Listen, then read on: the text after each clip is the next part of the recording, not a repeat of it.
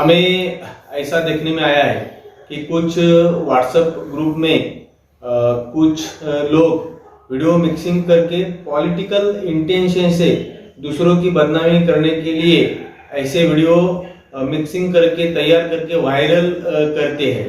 ये बहुत गलत और गैर कानूनी बात है। अगर कोई ऐसी हरकत करता है तो उसके ऊपर कड़ी से कड़ी कानूनी कार्यवाही की जाएगी। यहाँ पर ये भी गाइडलाइन प्रशासन की ओर से दी जाती है।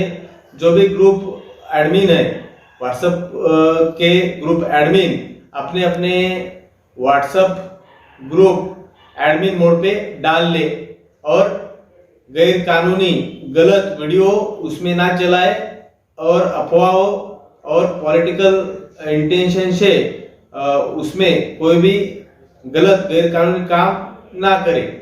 शुक्रिया।